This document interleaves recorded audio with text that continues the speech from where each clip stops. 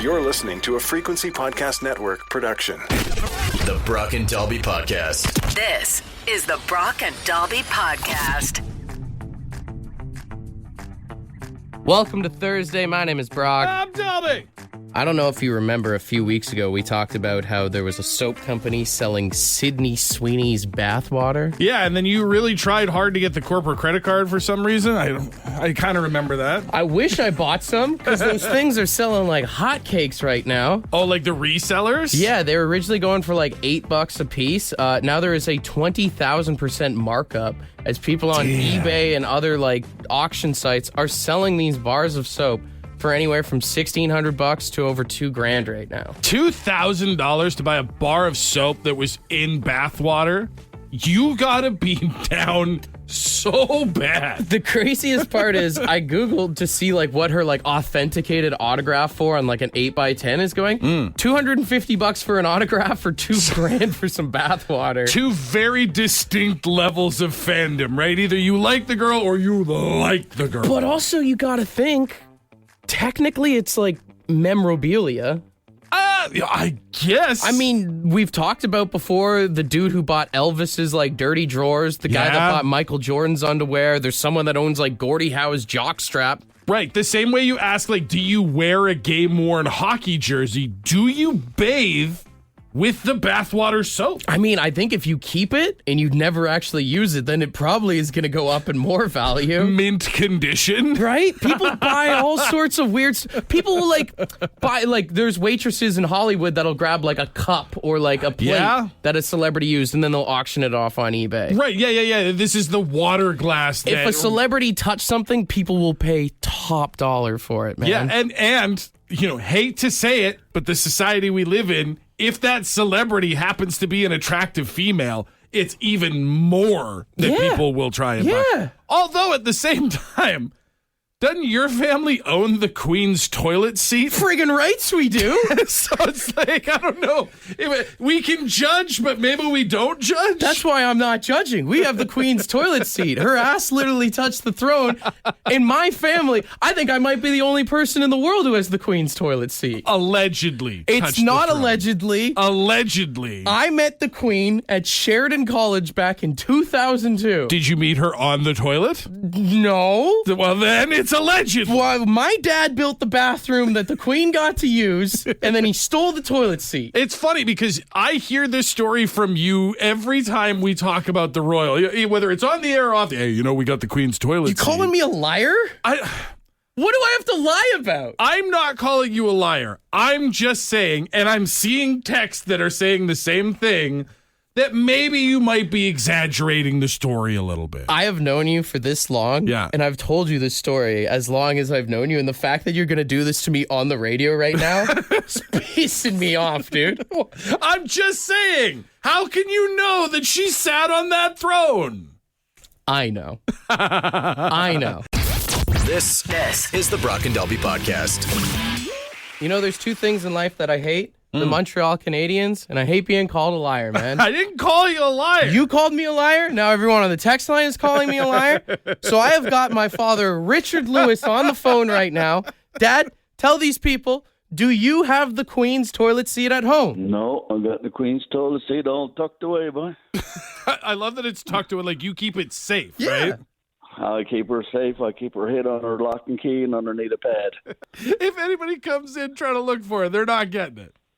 They're not getting her, boy. No, nobody's sitting on that but the Queen's throne. Now, a lot of people legit don't believe that we have this, and they never believe me when I tell the story. But explain how we got the Queen's toilet. When the Queen, we came, I the manager of operational facilities at Sheridan College, and we had invited the Queen on her 50th Jubilee to attend a college because we renamed a building, part of a building after her. And she accepted, and she showed up to the college. In the process to do that, the Queen, we had to revitalize a facility for her. So we redid her room, and we had to redo her bathroom. Okay. Just for her visit, right?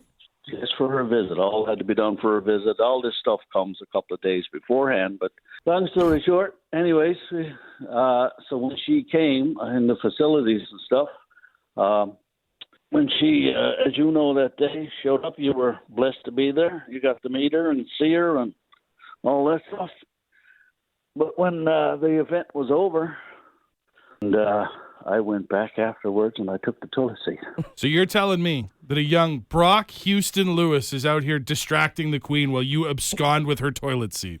That's what it was. I figured she'd look at your cute little face. Legit, he planted me out front of the building. I shook the Queen's hand. Then 10 minutes later, I come find this guy. He's got the toilet seat. What do you got? You got the forks and knives that she ate with and a bunch of other crap? Well, the what they call is the lady in waiting is the one who looks after the Queen. Right. When she's there and stuff. So after the Queen left the room, because she went for her shot of gin, that's what she does when she went on her breaks. After she left the room, there's pictures of her walking past you. You're stood on a railing. She walked past you into where we went and had dinner. And, after everything was over, I got all that stuff, and I thought, I can't take the toilet, but I'll take the seat. Here's my question, because we can verify pictures and stuff like that. Like, oh, that's the fork, that's the knife, that's the spoon that the Queen ate with. What verification do we have that royal cheeks touched these seats? But the only verification you got is just knowing that she was in that room for 30 minutes. She had to be doing something in there. She was in there for 30 minutes pounding gin. She had to sit at some point. She was either pounding gin, taking a dump, or doing cocaine. She had to be doing something. Well, that's why she has her breaks. That's why they call it the private breakout area for the Queen. My understanding is that she went and she actually used the facility. So. Amazing.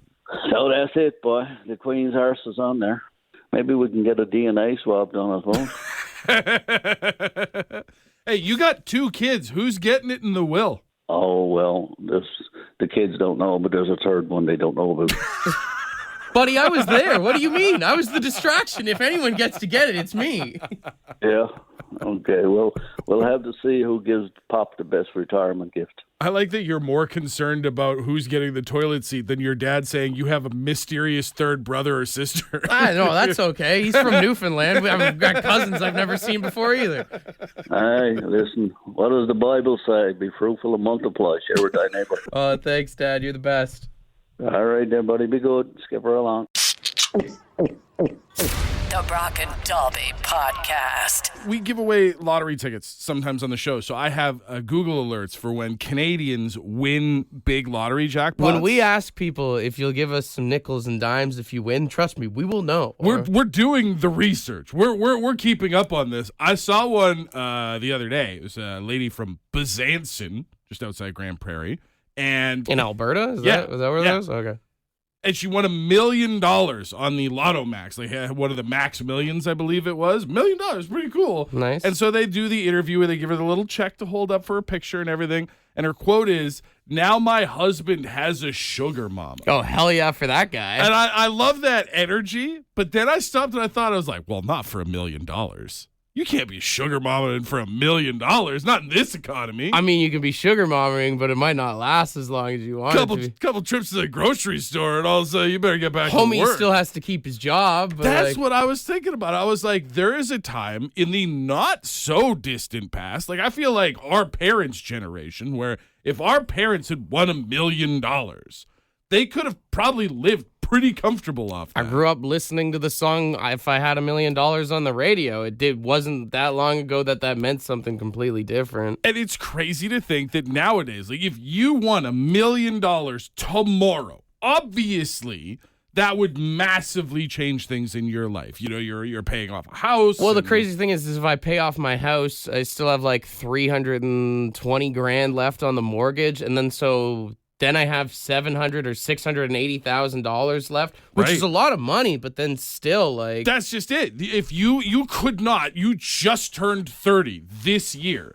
You could not live for the rest of your foreseeable, biologically predicted lifetime on roughly $700,000, even if your house is paid off. There'd probably be a few weeks where I just like wouldn't give a 3.825 at work though. Oh, well, yeah, no, for sure. Listen, no one's expecting the person who won $1 million to be coming in gung-ho and putting in a full day's shift. But also just like, you're right, because you look at how expensive everything is getting right now, like gas, groceries, all that crap. Like, I don't know. I think like if you wanted to retire, like with some of the Lotto Maxes that are like 40 million and stuff, yeah, you're cool. But I think if you had like 10 million, think 10's the number? I think if you won 10 million, you could be pretty cool. I think I've been lucky with money so far in my life. Like I've come into money a couple times. So I think I could do 5. Like I think realistically, I could pay off my stuff and set my kids up and live comfortably on maybe $5 million. I think $10 million and I could live a Conor McGregor lifestyle. Just beating up old men in Irish pubs? Yeah, and I can check into work whenever I want. Like, I think I could go Conor McGregor UFC style where Jackie's like, "Do you gonna come into work this week?" And I'm like, "I didn't give a..." This week, maybe this month, I'll be here when I'm here. I'm like, I'm just promoting my whiskey right now. Like, you can relax. The Brock and Dalby Podcast. The Brock and Dalby Podcast. I was trying to do a little breakdown here because, you know, most of us buy lottery tickets in. We never win squat. Oh, yeah. Maybe get a free play, $2, $20, maybe $50 the odd time, whatever. Horseshoes. But I was thinking, like, Lotto Max tickets, they go for what, $5, $6 with Encore if you do it? Yeah, if you get the absolute most basic Lotto Max ticket, it's a $6 ticket with the Encore. 2 draws a week. If you did that, $12. $12 times 52 weeks is $624. Somewhere in that area. And that's not even including if you do the $649, which is what, $4 if you get it with Encore? You know, I never buy $649, but I think you're right. I think you can get it for pretty cheap. So, I mean, you could spend pretty much $1,000 on lottery tickets. If you buy tickets for every draw, $1,000 a year, 4 draws a week, you're basically spending over $1,000, man. At some point, it's kind of like you'll see people at the poker tables or at the blackjack tables if you go to a casino, and they've put so much money in, and now they're chasing to try and win it back. Yeah. Is that just the like sanitized version of that? Is people buying lottery tickets to try and recoup their money? Well, it's funny because a couple weeks ago I was at the gas station and I noticed they had the new thing called Power Bucks there. Oh, okay. And I was like, "Oh, what's this?" And have you seen the commercial when hockey's where the guy's pockets just like load up with money? And I was like, "Is that thing?" And the guy's like, "Yeah." So I paid for it. And it's one of those stupid like ones on the screen where it's a wheel. Oh, yeah. And then like it instantly like went to 0 for me. But then the guy's like, "Oh, this is new. Like everything from this goes back into the province." And I was like, I don't care. Is that how they're supposed to make you feel better about losing? I don't like care. You're investing back into the community? I already pay my taxes. I'm already investing into the province. Watching my money go down a hole on a screen is not making me feel better. My $2 is not going to fix a pothole. You know, they always say, like, if you quit smoking cigarettes, you could buy a boat or something. Imagine if you quit buying lotto tickets and scratch-offs, right, dude. If you're buying lottery 4 times a week, and listen, we love OLG, big part of the show, but if you stop buying 4 lottery tickets a week, you could probably be your own sugar mama. This is when we're supposed to say the gambling... Set a limit, stay within it, brother. Yeah. Do you know the phone number? The Brock and Dalby Podcast. You know, a lot of people like to keep a baseball bat beside their bed just in case an intruder breaks into their house. They got some sort of weapon, right? Oh, yeah. Back in my wrestling days, I used to keep a kendo stick next to the bed. Well, you remember the name Randy Johnson? The Big Hurt? Or was it? No, he was the Big Unit. The Big Unit. Yeah. The former MLB pitcher, one of the greatest pitchers of all time. Well, I saw this like newspaper article pop up on Facebook the other day, and it was all about an article about gun violence and stuff. And Randy Johnson was quoted as saying, "I don't own a gun, but I keep a bag of baseballs near our bed. If someone breaks in, they had better be wearing a batting helmet because I'm going to throw at their heads." Dude, imagine having that much confidence in your control to be like, if you wake me up from a dead sleep, break into my room, I'm going to 90 mile an hour you in the face. Just a straight fastball? That's wild. I mean, the guy took out a pigeon with one. I'm sure he has no problem taking out a human. Oh, getting hit by a full-speed Randy Johnson fastball, even, I'm going to assume, from a sitting position in his bed, I'm done. I'm out. Now, this is something that only Randy Johnson could do, because if I kept a thing of baseballs beside my bed, there's no way I'm hitting them or even reaching good enough speeds to knock someone out. That's just it. I'm more likely to break things in my room trying to throw baseballs at an intruder. And then if I even did hit one, it would probably be like, ow. Yeah. Stop it. And I already see the text coming in there of like people saying that they do keep a gun in the house or they keep a crowbar or whatever it is. But like, I'll say this, like, or a hammer, someone else just texted in. I think the only problem with like any sort of handheld things, even the baseball bat, is you got to get in range if someone breaks into your house. That's just it, right? You see, it's the old trope. And a lot of people are texting in. There are a ton of baseball bats within arm's reach of beds from all across our listening audience. But unless you're taking like regular batting practice, you're probably not good with a bat. Well, and like I said, you just got to get up close to the person. I think if you're going to keep anything beside your bed, maybe keep like a super soaker just filled with like Frank's Red Hot sauce or something. You could like lace them up, a couple of pump actions, and you're going. Pepper like, spray, yeah. That would be a good one. Yeah. Or like, honestly, if you've got kids, just gather up a bin full of Lego, and before you get into bed at night, just create a little layer on the floor. Home Alone your house? Absolutely. From the door to the bed, covered in Lego, and then you just vacuum it up in the morning and you go again. Yeah, I think the best thing that you could do is like, you ever buy some of that like long distance wasp killer? Oh, yeah. The stuff where you can stand like 20 feet away to spray a nest. So you don't have to get close. Dude, keep some of that beside your bed. Some guy breaks, you got a 20-foot stream of concentrated, leave me the hell alone. Would that kill a man? I can't imagine it's good for you. Might not kill a man, might blind a man though. You'll take him down. The authorities will get there in time. If it can take down a wasp nest, it can take down an intruder, dude. I'm telling you right now. This is the Brock and Delby Podcast. My TikTok algorithm has been picking up all the clips and stuff we've been playing of songs that were sampled that you didn't know came from other things. I keep getting videos coming up with both versions of Mambo Number 5. It blows your mind, doesn't it? Honestly, but now it's sort of skewed, so I'm getting a lot of videos that are like, did you know that this song is actually this song? And one of them broke my brain a little bit yesterday. I take it you are very familiar with this song. The hamster dance? The hamster dance, yes. Of course, we used to drive my mom crazy playing this song all the time. Absolutely. If you're in a certain generation, you played that either unironically or as a meme. It was everywhere. It's a Disney song.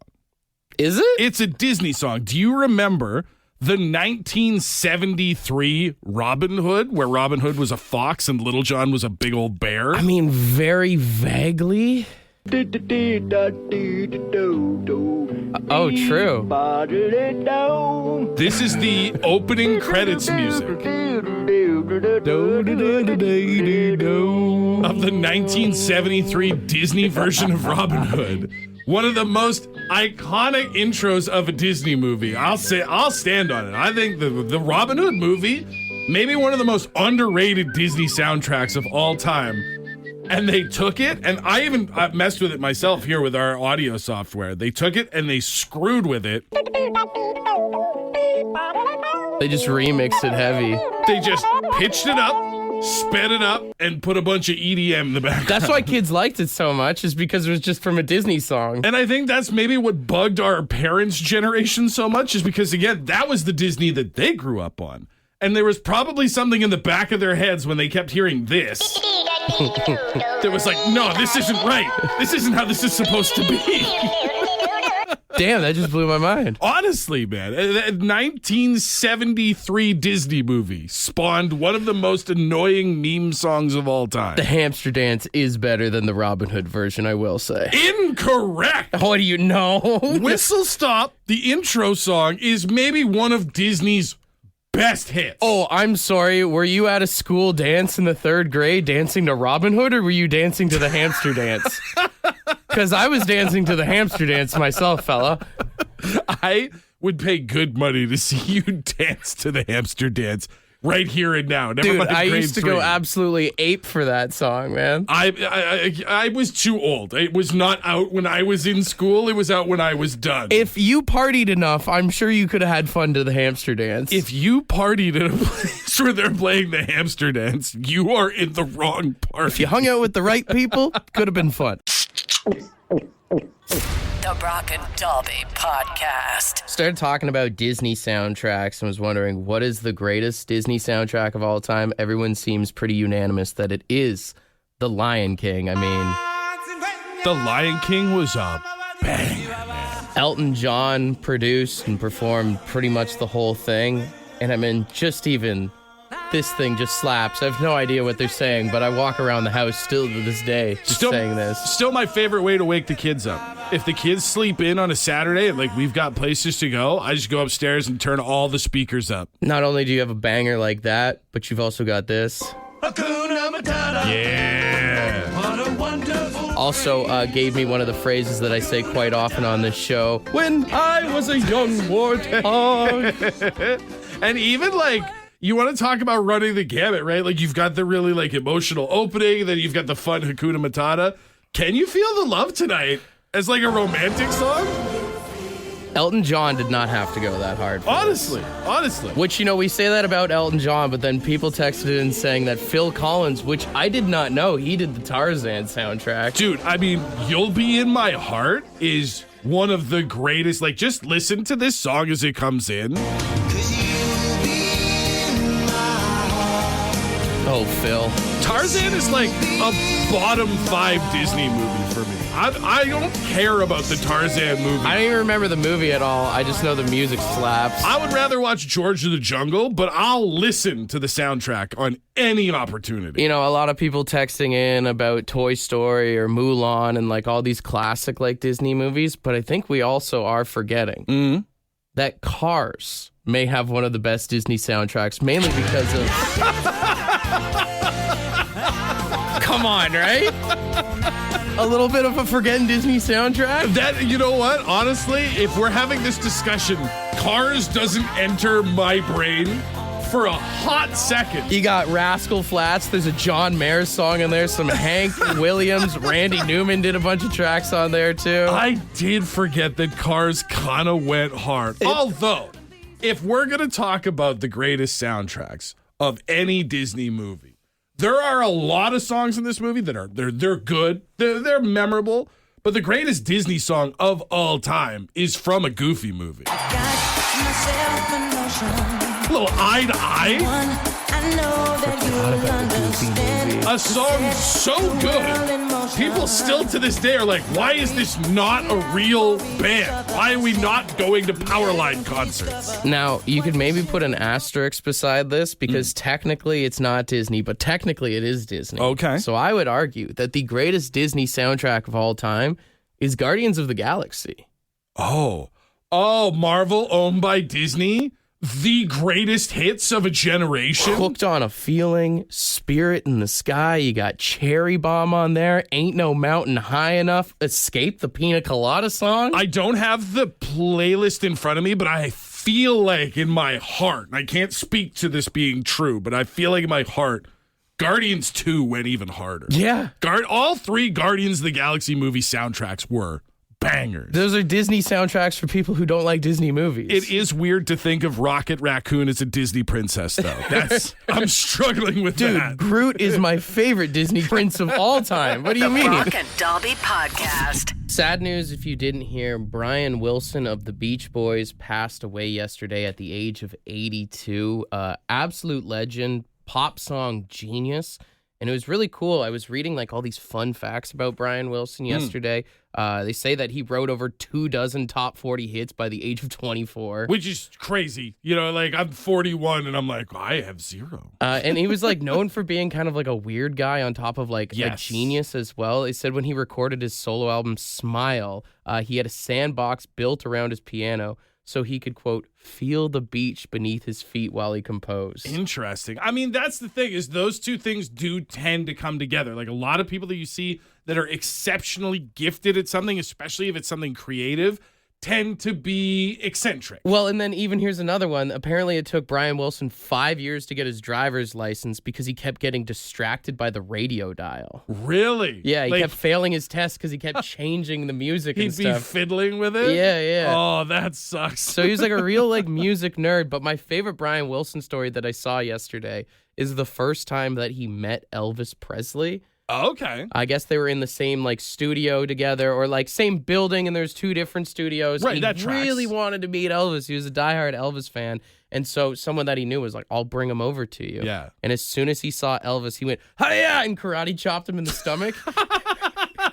This is during that like fat Elvis karate era. He says he didn't know what to do. He got awkward and he knew he liked karate.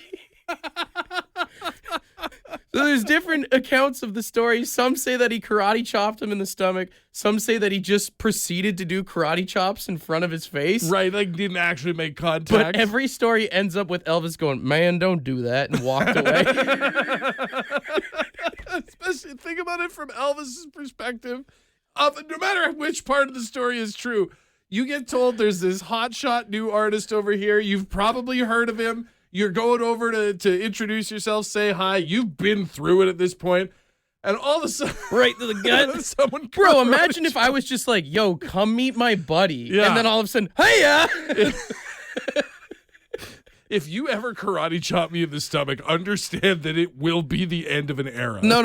Karate chop someone in the stomach today in honor of Brian Wilson. Yes. Do not encourage To that. tribute Brian Wilson. You will catch a charge. Do not do that. No, you This is the Brock and Dalby Podcast. Ed's word of the day. Let's see what he's got. Good morning. Yeah, today's word is remonstrate. Now, remonstrate. remonstrate. Remonstrate. And it's to plead or protest forcefully. Well, that's just arguing. And if you know your facts, then there's no argument. So What? just don't argue unless, you know you're right. What's he on about? I think I don't know saying if shut that up. makes sense. Anyway, it doesn't matter. That's about just about does it. Have a great one. Cheers up. Remonstrate. Remonstrate. Oh, yeah, basically it is just to complain about something or to try and convince somebody that they're wrong very aggressively. You know what I like? When people call into the show and they talk about how great the Montreal Canadiens are, you immediately begin remonstrating back at them about how they haven't won the cup in forever and their team sucks and all that stuff. Sure. Remonstrating could also just be something like, you know, when you're arguing with the missus about why you should be able to go golfing for the 3rd time this week. That would be remonstrating. She's like, it would be really great if you stayed home and helped me take care of the house and the children, and you remonstrate about why you need to go out. Actually, if you think about it, it's a double remonstrate. It's a remonstrate on her side, and it's a remonstrate on your side. Couples that remonstrate together stay together. Your remonstration cycles are synced up. Oh, I don't like that. I do not care for that analogy. You might be right, but you shouldn't have said it. Remonstrate. Use it wherever you can, all right? Want to be a part of the podcast? Leave a message on the Bad Line. The Bad Line is the answering machine for the Brock and Dalby Show. To get the number, text the word BAD to 762-555. Thanks for listening to the Brock and Dalby Podcast.